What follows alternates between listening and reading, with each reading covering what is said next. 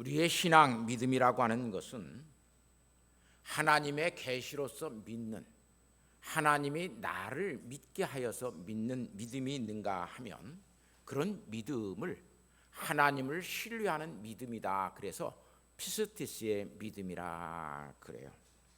그러지 않고 내가 믿고 싶어서 어떤 가정과 추측, 하나님일 거야, 나에게 복 주시는 분일 거야 라고 하는 자기의 추측이나 자기의 확신으로, 자기의 신념으로 믿는 믿음을 페이도의 신앙이라 이렇게 말할 수 있습니다.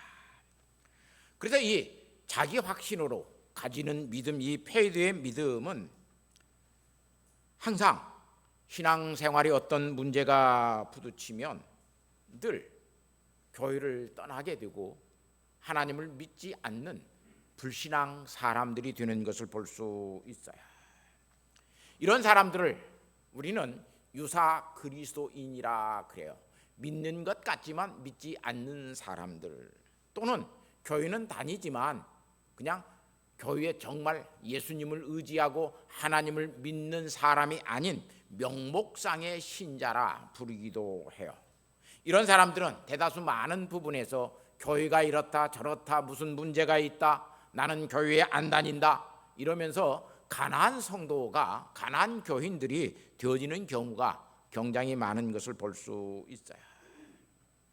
그래서 이런 사람들에게, 이 페이도의 신앙을 가지고 있는 사람들에게 어떤 문제나 도전, 이런 문제들이 생기면 이 사람들은 예수를 믿지 아니하고 교회를 떠나게 됩니다.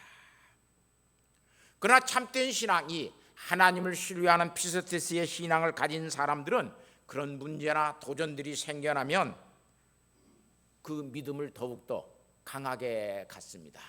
하나님을 더욱더 의지하고 하나님 앞에 메어 달립니다. 이 페이도의 신앙, 잘못된 이 신앙을 갖게 되면 그것은 사실상 사실에 대한 왜곡입니다. 그뿐만 아니라 어떤 것들에 대해서 상상하거나 추측하여서 자기의 믿음을 갖는 사람들입니다.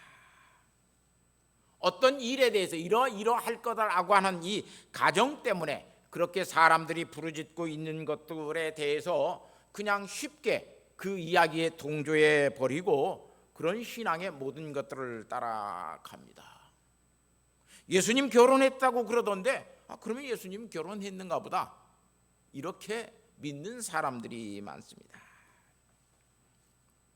그래서 우리의 신앙이 참된 피스티스의 신앙이 아니면 우리는 믿음 안에서 정말로 하나님 앞에서 거룩하게 성장해가고 성숙해 가는 신앙을 가지지 못합니다. 이 피스티스의 신앙을 가지면 교회 역사 안에서 언제나 진실과 거짓의 경계가 어디인가를 압니다. 그뿐만 아니라 사실과 사람들의 상상하는 그 경계가 어디인가를 바로 구분하여서 명확히 하여 신앙생활이 항상 흔들림이 없이 살아가는 것을 볼 수 있습니다. 그래서 이런 사람들은 신념의 신앙을 가진 사람들을 경계합니다. 그러한 신앙과 신학적 주장에 대해서 항상 이단적으로 흘러가는 것을 알기 때문에 그들과 가까이 하지 않습니다. 오늘 우리의 참된 신앙을 공격하고 있는 다빈치 코드라고 쓴 이 소설가 댄 브라운이라고 하는 사람은 우리의 참된 신앙을 페이도의 신앙으로 왜곡시켜 버립니다. 그리고 마치 그들의 이야기가 신학적이고 교리적인 결정을 통해서 이루어진 것이라고 말을 합니다. 그리고 그뿐만 아니라 우리의 정통적인 이 피스티스의 신앙이 사실을 왜곡하고 진실을 덮어버리는 날조된 신앙이라고 공격하고 있는 것을 볼 수 있습니다. 정말로 피스티스의 신앙이 날조된 이 신앙이냐? 페이도의 신앙으로 우리의 신앙을 공격합니다. 너희는 믿을 수 없는 것들을 믿고 사실이 아닌 것들을 사실로 받아들인다고 이야기합니다. 사실 지금 우리가 살고 있는 시대는 평화의 시대입니다. 우리의 신앙생활 때문에 어떤 고난을 당하지 않습니다. 그래 정말로 내가 참된 신앙을 가지고 있는지 아니면 참된 신앙이 아닌 거짓된 신앙을 가지고 있는지 이 구분점이 오늘 우리에게 없습니다. 더욱이 신학적이고 교리적인 그런 이해와 주장에 대해서 우리는 정말로 무엇이 참인가를 알지 못할 때가 많이 있습니다.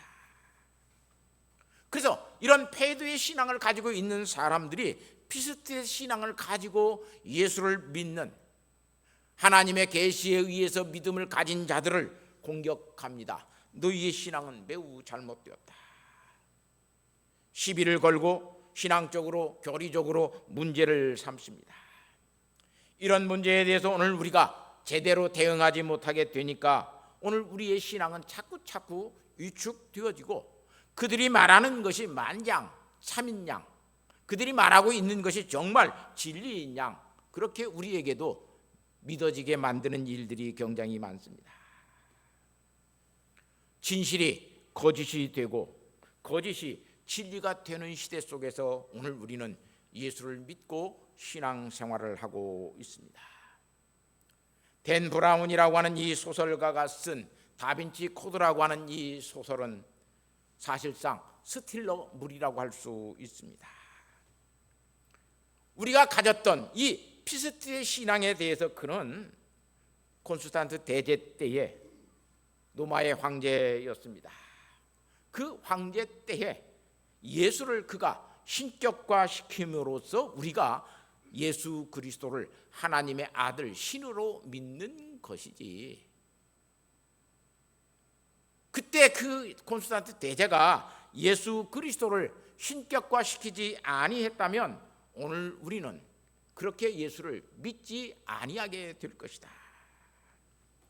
즉 로마의 이 황제는 예수 그리스도를 자기의 정치적인 목적을 위해서 예수가 죽은 지 3세기가 지난 뒤에 예수를 신격화시켰다라고 그의 책에서 주장합니다. AD 325년에 니케아 종교회의라고 하는 종교회의가 열립니다. 그 니케아 종교회의를 통해서 콘스탄트 대제가 예수 그리스도가 사람이었는데 하나님의 아들로 신으로 그를 신격화했다고 말을 합니다. 이런 회의가 있기 전까지 예수의 추종자들은 예수가 위대한 선지자임을 알았지만 예수라고 하는 사람은 어디까지나 죽음을 피할 수 없는 한 인간일 뿐이라고 이야기했고, 그렇게 대다수의 많은 사람들이 그렇게 예수를 믿었다. 근데 AD 325년에 콘스탄티라고 하는 이 로마의 황제가 예수를 신격화시켰다. 그리고 예수를 신격화시키면서 남성 지배 구조를 강화하였고 여성을 억압하였다라고 하는 그런 주장을 하게 됩니다. 과연 역사적으로 그러한가? 정말로 그리스도인들은 콘스탄틴 이전에 예수 그리스도를 하나님의 아들로 믿지 아니하고 한 사람의 아들로 믿었고 위대한 선지자로 그렇게 믿었지만 메시아로는 믿지 아니했을까? 그러지 않습니다. 우리는 이미 예수 그리스도에 대한 페이드의 신앙을 가진 것이 아니라 초창기에서부터 하나님의 아들 예수 그리스도로 믿었고 그 예수 그리스도를 믿는 신뢰하는 피스트의 신앙을 그들은 가지고 있었습니다. 그렇기 때문에 그들은 재산을 몰수가 당하여도 죽임을 당하고 일자리를 얻지 못하여도 땅속에 굴들을 파고 거기에 가서 예수 그리스도를 섬기고 주일날 모여 예배하고 그렇게 그들은 거기에서 살았습니다. 그러므로 콘스탄틴 대제가 312년에 기독교라고 하는 종교를 공인하게 되었을 때에 그리고 그 뒤에 니케아 종교회의를 통해서 예수 그리스도를 신격화시키고 하나님의 아들로 만들었다라고 하는 이 댄 브라운의 주장은 사실상 거짓 주장입니다. 사실상 이런 댄 브라운과 같은 신앙을 가진 사람들은 페이도의 신앙을 가졌다라고 볼 수 있습니다. 자기가 가정하고 자기가 추측해서 완전히 허구의 사실을 만들어 놓고 그 날조된 것들을 믿게 만듭니다. 그런데 오늘 우리가 그러한 신앙에 대해서 오늘 우리도 동조해 가고 예수님이 하나님의 아들 아니었대, 예수님도 결혼하였대, 온갖 것들을 세상에서 말하는 것들을 우리는 듣고 그런 신앙을 가지고 살 때가 많습니다.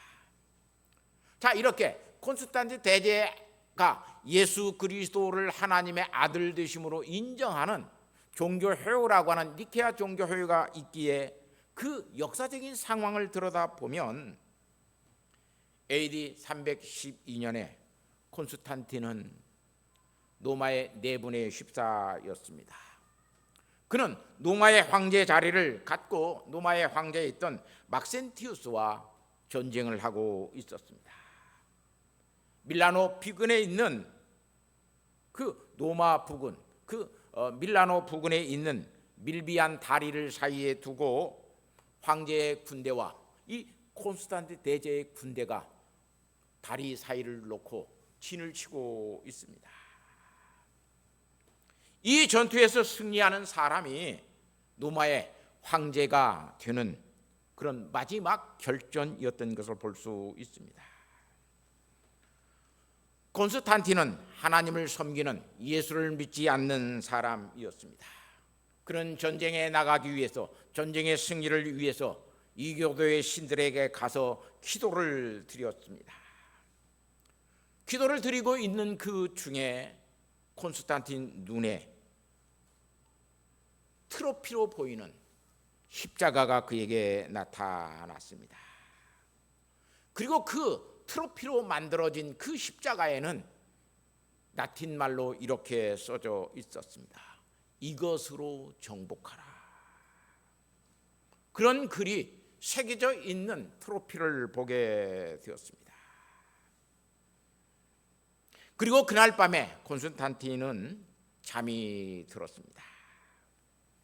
그런데 꿈에 하나님이신 그리스도가 그 트로피와 함께 나타났고, 거기에 나타난 예수님이 이 십자가의 모양으로 트로피를 만들어서 전투를 치를 때마다 너는 승리하게 될 것이다. 그래서 방패에 십자가의 무늬를 다 그려놓고 전쟁을 치루어서 그 전쟁에서 그는 이긴 사람이 되었고 로마의 황제에 즉위하였습니다. 이런 이야기는 콘스탄틴 친구이자 가이사라에 있는 유세비우스라고 하는 사람이 콘스탄틴의 친구였고, 그래서 유세비우스의 교의사라고 하는 책에 소개되어 있습니다. 이렇게 전쟁에 승리를 하고 난 이 콘스탄틴 대제는 AD 그래서 313년에 기독교의 박해를 중지하라고 하는 황명을 내렸습니다. 이것을 밀라노 칙령이라 이렇게 부릅니다. 이것은 기독교에 대한 종교의 자유령이었습니다. 누구든지 이제 예수를 믿어도 로마 제국에서는 너희들을 박해하지 않는다. 너희들을 고문하지 아니할 거고 너희를 죽이지 아니할 거고 너희의 재산을 몰수하지 아니할 거라고 하는 종교 신앙의 자유령이었습니다. 이 신앙의 자유령으로 인하여 기독교 신자들은 지하의 종교에서, 땅속의 종교에서, 땅 위의 종교, 사회학자들은 그렇게 말을 합니다. 동굴의 종교에서 광장의 종교가 되었다. 시장에 나가서 나는 이제 예수 믿습니다를 떠들어대도 누가 잡아가지 않는 광장의 종교가 되었다라고 이야기합니다.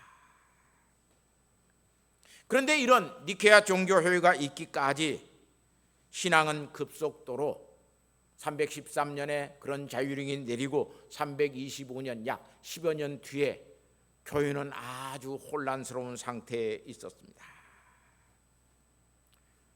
예수 그리스도에 대한 자기의 일을 가지고 예수를 믿는 사람들이 생겨나기 시작하였습니다.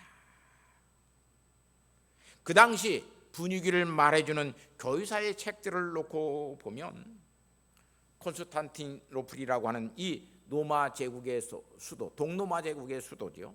이 동로마 제국의 수도에서 어떤 사람이 빵집에 가서 빵을 사려고 그러면 빵 주인이 그냥 빵을 파는 것이 아니라 이렇게 묻습니다. 당신은 성자 하나님이 태어났다고 믿습니까? 그렇지 않다고 믿습니까? 또는 성부 하나님이 성자 하나님보다 더 크십니까? 더 작으십니까? 이런 것들을 묻고 자기와 동일한 신앙 고백을 가지고 있는 사람들에게는 빵을 팔고 나와 당신과의 신앙, 예수 그리스도에 대한 신앙이 다르니까 나는 당신에게 빵을 팔 수 없습니다. 그래서 빵을 팔지 아니했다고 그럽니다. 그러니 로마 제국이라고 하는 이 동로마 제국이라고 하는 이 곳이 얼마나 흉흉하게 민심이 바뀌어지고 사람들은 하나 되지 아니했습니다. 이렇게 교리적이고 신학적인 논쟁에 이때 불을 붙인 사람이 아리우스라고 하는 사람이 있었습니다.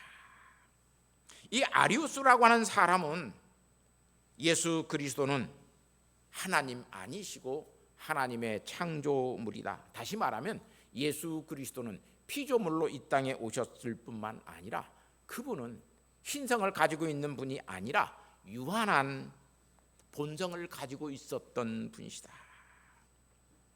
이렇게 가르쳤습니다. 예수 그리스도가 사람의 아들로 와서 그분이 하나님의 아들로서 신성을 지니고 있다라고 하는 것은 쉽게 납득이 되지 않는 문제였죠. 그렇게 쉽게 이해할 수 있는 문제도 아니었습니다. 그래서 아리우스라고 하는 이 사람이 가르치는 예수 그리스도에 대해서 사람들은 확신을 가졌고 그 사람들을 많이 믿었습니다. 가정의 추측에 근거된 신앙을 이제는 새로운 신앙으로 그들을 갖기를 시작하였고 그렇게 믿는 사람들이 로마 전역에 아주 급속도로 퍼져가게 되었습니다. 그 당시 교회의 감독들, 오늘날로 말하면 목회자들을 다 모여서 아리우스의 그런 주장과 그렇게 신앙을 갖는 사람들은 이단으로 그들은 규정을 하였습니다. 그런데도 로마 제국 안에 아리우스의 주장은 수그러들지 않고 계속해서 로마 전역을 서로 나누어 갔던 것을 볼 수 있습니다.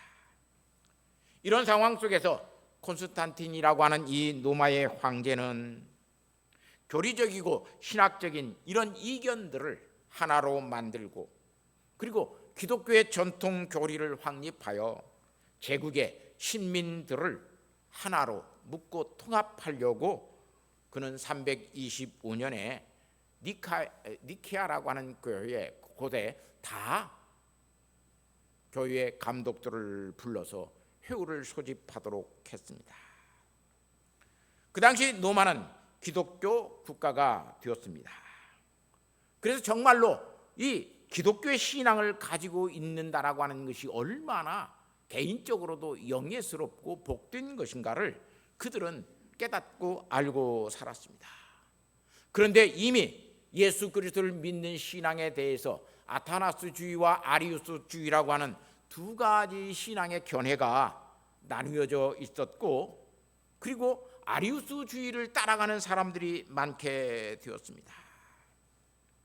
이렇게 로마 제국은 권력적으로 하나의 제국이 되었지만 그리고 신앙적으로는 예수 그리스도를 믿는 사람들이 전혀 다른 견해를 가지고 두 종류의 신앙을 가지고 신앙적으로는 분열되기 시작하였습니다.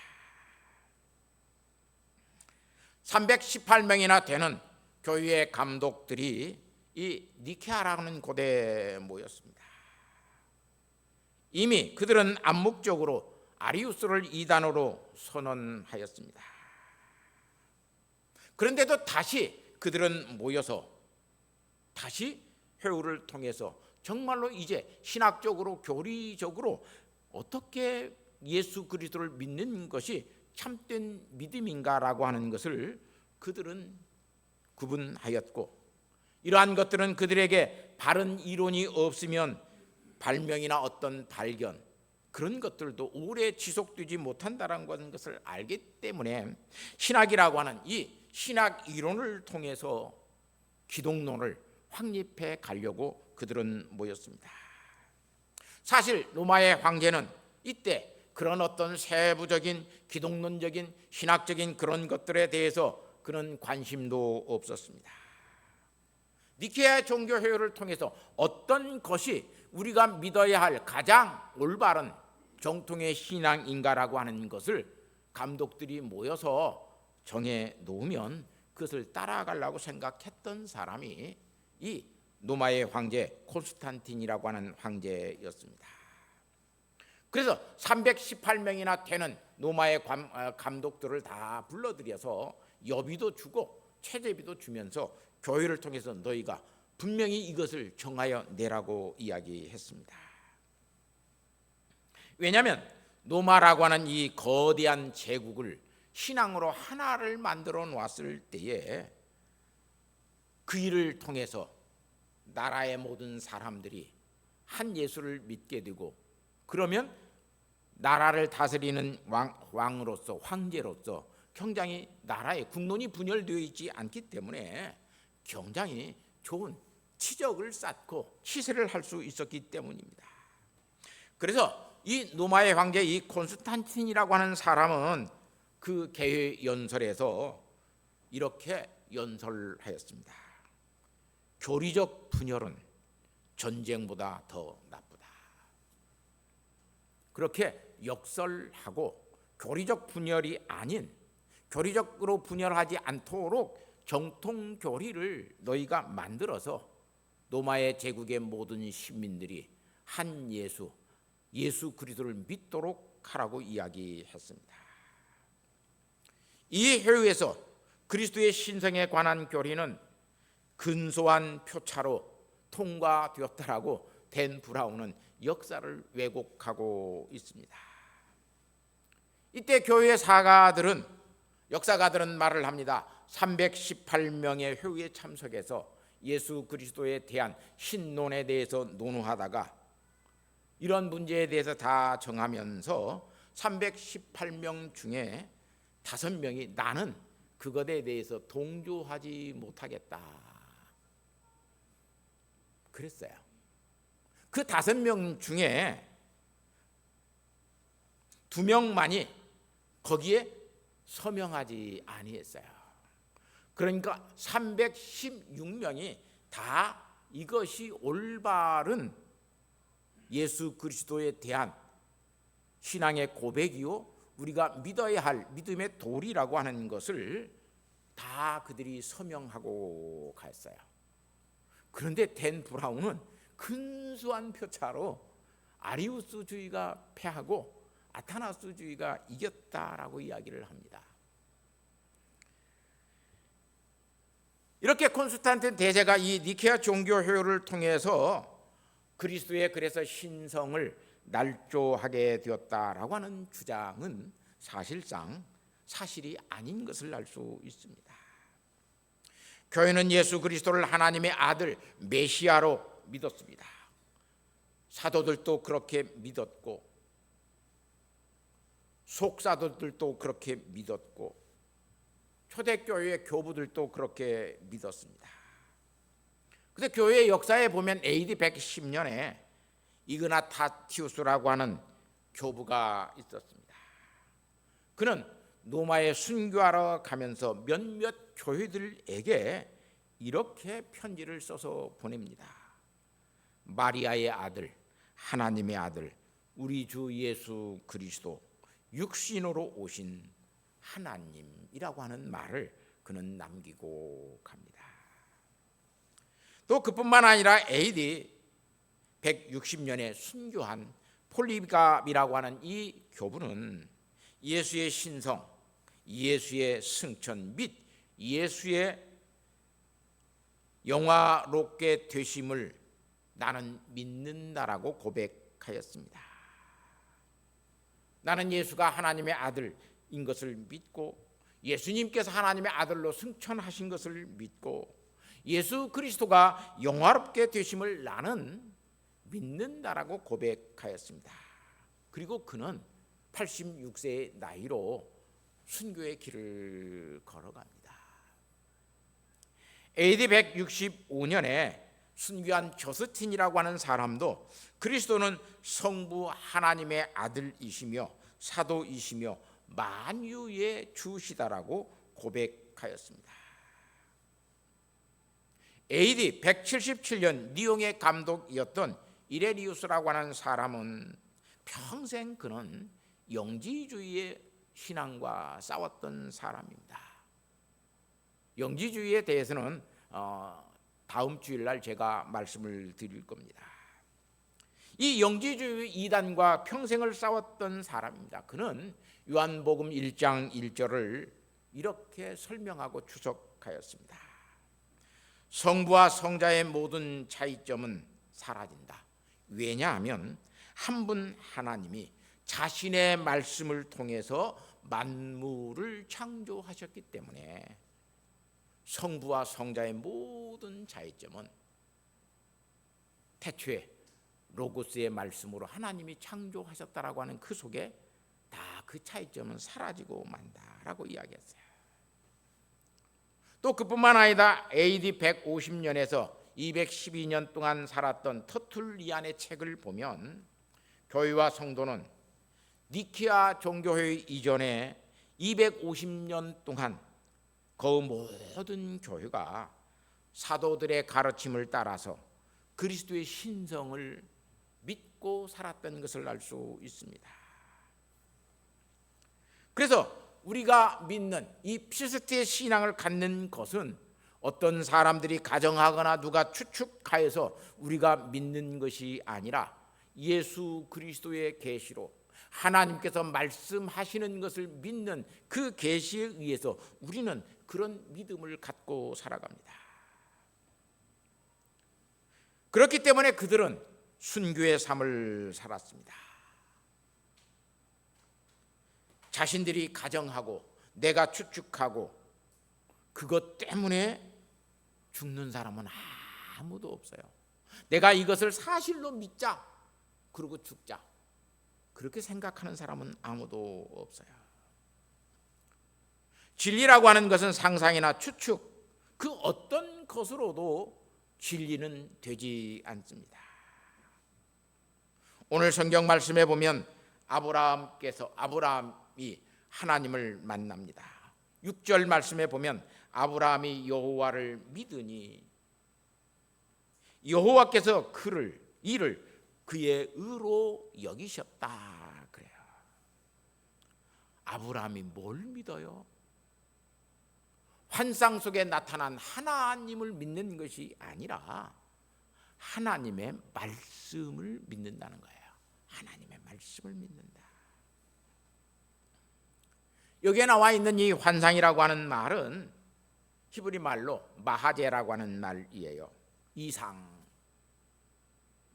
그러니까 뭘 보는 것. 그 아브라함의 생각 속에 그 이상 속에 하나님께서 말씀하신다는 거예요. 다바르라고 하는 말이에요. 하나님께서 말씀하신다. 다시 말하면 아브라함의 생각 속에서 하나님께서 아브라함에게 말씀하십니다. 아브라함은 그 말씀을 듣고 다시 말하면 하나님께서 계시하시는 것을 듣고 그 말씀이 사실인 것을 믿고 내게 말씀하시는 분이 참 하나님인 것을 믿으니 하나님께서 그를 의로 여기셨다라고 이야기를 해요. 자기의 추측을 믿은 것 아니에요. 이분을 내가 하나님이라고 내가 가정하자 그래서 하나님을 믿은 것이 아니에요. 특별히 여기 아만이라고 하는, 믿었다라고 하는 이 아만이라고 하는 말은 내가 신뢰하고 내가 지지하고 내가 의지한다는 말이에요. 그래서 이 말에서 파생된 말이 있어요. 그게 뭐냐면 우리가 늘 쓰는 말이에요. 아멘이라고 하는 말이에요. 기도하고 우리는 아멘 그럽니다.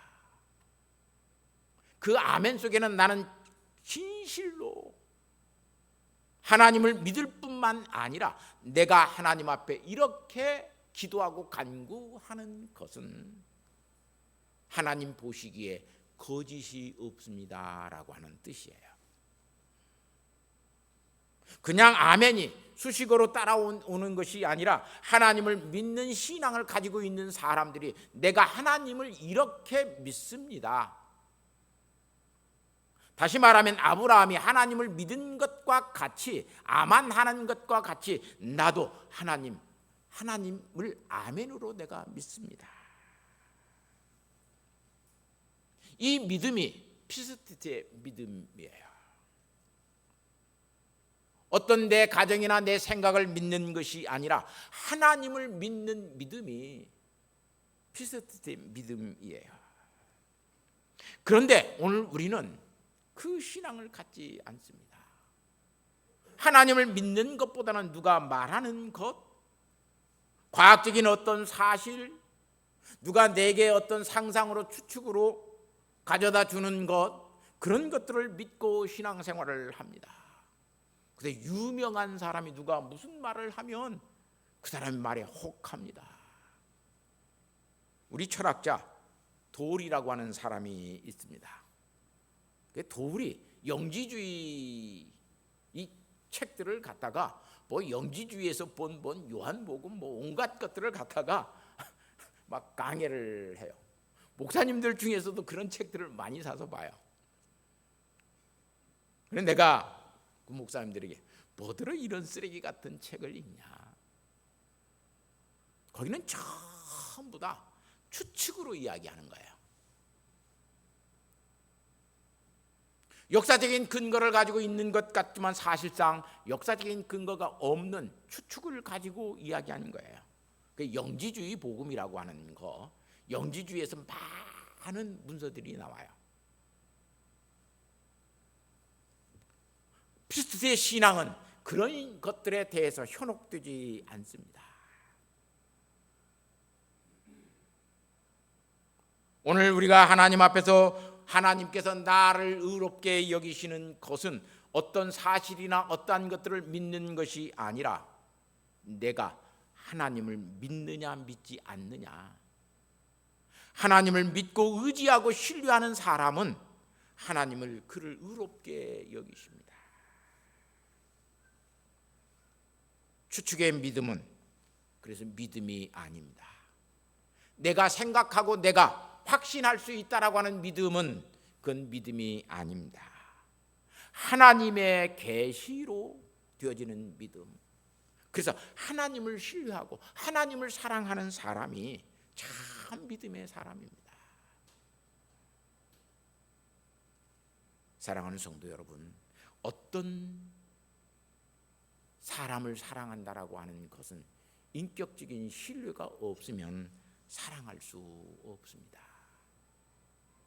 내가 저 사람을 믿는데 저 사람을 내가 사랑할 수 없다? 그건 사랑이 아니고 그건 믿음이 아니에요. 페이드의 신앙을 가지고 있는 사람들은 하나님에 대한 인격, 하나님이라고 하시는 분에 대해서 사랑하지 않습니다. 자기들은 어떤 사실을 믿고 자기들이 추측한 것들을 믿음으로 받아들이려고 그럽니다. 내 생각과 똑같은 이야기를 저 사람이 하고 있어. 저 사람 믿자 이렇게 갑니다. 여러분의 신앙은 사람의 추측이나 생각으로 되어진 것이 아니라 하나님의 말씀하심으로 그 계시를 믿음으로 우리에게 믿는 믿음, 이 피스대 신앙이 있다라고 하는 것을 깨닫고 우리는 하나님 앞에 흔들리지 아니하는 성숙하고 성화되어져 가는 삶을 살아가는 거룩한 성도가 되어야 되고, 그런 성화되어져 가는 신앙의 인격자들이 되어지는 믿음을 갖는 우리가 되어야 할 것을 이 시간 깊이 깨닫고, 아멘 할 때마다 나는 하나님을 진실로 신뢰합니다 라고 하는 그 신앙의 고백이 우리의 기도 속에, 우리의 삶 속에 늘 있기를 예수 그리스도의 이름으로 축원합니다. 하나님 아버지 감사합니다.